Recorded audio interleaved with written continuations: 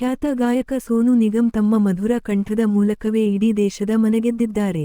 ಸಂಗೀತ ಲೋಕದಲ್ಲಿ ಯಾರೂ ಅಳಿಸದ ಹಲವು ದಾಖಲೆಗಳನ್ನು ಬರೆದಿದ್ದಾರೆ ಈ ಗಾಯಕ.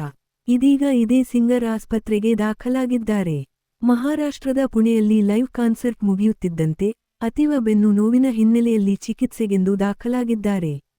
ಲೈವ್ ಕಾನ್ಸರ್ಟ್ಗೂ ಮೊದಲೇ ಅತಿಯಾದ ಬೆನ್ನು ನೋವಿನಿಂದ ಬಳಲುತ್ತಿದ್ದ ಸೋನು ನಿಗಮ್ ಯಾವುದೇ ಕಾರಣಕ್ಕೂ ಸಂಗೀತ ಕಾರ್ಯಕ್ರಮ ನಿಲ್ಲಬಾರದು ಎಂಬ ಕಾರಣಕ್ಕೆ ಅದೇ ನೋವಿನಲ್ಲಿಯೇ ವೇದಿಕೆ ಮೇಲೆ ಹಾಡಿನ ಮೂಲಕ ಎಲ್ಲರನ್ನೂ ರಂಜಿಸಿದ್ದಾರೆ. ಶೋ ಮುಗಿಯುತ್ತಿದ್ದಂತೆ ಆಸ್ಪತ್ರೆಗೆ ದಾಖಲಾಗಿದ್ದಾರೆ. ಲೈವ್ ಕಾನ್ಸರ್ಟ್ಗೂ ಮುನ್ನದ ಬೆನ್ನು ನೋವಿನ ವಿಡಿಯೋ ಮತ್ತು ಶೋ ಮುಗಿದ ಬಳಿಕದ ವಿಡಿಯೋವನ್ನು ಸೋಷಿಯಲ್ ಮೀಡಿಯಾದಲ್ಲಿ ಶೇರ್ ಮಾಡಿದ್ದಾರೆ ಸೋನು ನಿಗಮ್.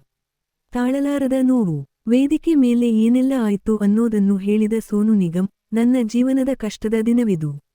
ಯಾವುದೇ ಕಾರ್ಯಕ್ರಮಕ್ಕೂ ಮೊದಲು ಇಷ್ಟೊಂದು ನೋವನ್ನು ನಾನು ಅನುಭವಿಸಿಲ್ಲ. ವೇದಿಕೆ ಮೇಲೆ ಹಾಡುತ್ತಾ ಅತ್ತಿಂದಿತ್ತ ಓಡಾಡುತ್ತಿದ್ದೆ. ಹೀಗಿರುವಾಗಲೇ ಅತೀವ ನೋವು ಕಾಣಿಸಿಕೊಂಡಿತು. ಹೇಗೋ ಅದನ್ನು ಮ್ಯಾನೇಜ್ ಮಾಡಿದೆ. ಜನರ ಪ್ರೀತಿ ನೋಡಿ ಆ ನೋವಿನಲ್ಲಿಯೂ ಹಾಡಿದೆ, ಕುಣಿದೆ. ಆ ನೋವು ಎಷ್ಟಿತ್ತು ಎಂದರೆ ಯಾರೋ ನನ್ನ ಬೆನ್ನಿಗೆ ಸೂಜಿ ಚುಚ್ಚಿದಂತೆ ಅನಿಸುತ್ತಿತ್ತು. ಚೂರು ಆಚೀಚೆ ಆದರೂ ತಾಳಲಾರದ ನೋವು ಎಂದು ಆಸ್ಪತ್ರೆ ಬೆಡ್ ಮೇಲೆ ಮಲಗಿಕೊಂಡೇ ವಿಡಿಯೋ ಮೂಲಕ ಹೇಳಿದ್ದಾರೆ ಸೋನು ನಿಗಮ್. ಸರಸ್ವತಿಯೇ ನನ್ನ ಕೈ ಹಿಡಿದಳು. ಈ ಕೆಟ್ಟ ದಿನದ ಬಗ್ಗೆ ವಿಡಿಯೋ ಜತೆಗೆ ಕಳೆದ ರಾತ್ರಿ ಸರಸ್ವತಿಯೇ ನನ್ನ ಕೈ ಹಿಡಿದಳು ಎಂದು ಕ್ಯಾಪ್ಷನ್ ನೀಡಿದ್ದಾರೆ. ಇನ್ನು ಲೈವ್ ಶೋ ಶುರುವಾಗುವುದಕ್ಕೂ ಮುನ್ನ ದಿನ ಬೆನ್ನಿನ ಮಸಾಜ್ ಮಾಡಿಸಿಕೊಂಡಿದ್ದಾರೆ ಸೋನು. ಆ ವಿಡಿಯೋಕ್ಕೆ ಹೀಗೆ ಬರೆದುಕೊಂಡಿದ್ದಾರೆ, ಈ ವರ್ಷ ಅಪಘಾತಗಳು ಮತ್ತು ವೈದ್ಯಕೀಯ ಸಮಸ್ಯೆಗಳಿಂದ ತುಂಬಿರುತ್ತದೆ ಎಂದು ಕೆಲವರು ಭವಿಷ್ಯ ನುಡಿದಿದ್ದರು. ಅವರು ಹೇಳಿದ್ದು ಸರಿ ಎಂದು ನಾನು ಭಾವಿಸುತ್ತೇನೆ. ಪುಣೆಯಲ್ಲಿ ನಾನು ವೇದಿಕೆಯ ಮೇಲೆ ಈ ರೀತಿಯಲ್ಲಿ ಹೋಗುತ್ತಿದ್ದೇನೆ.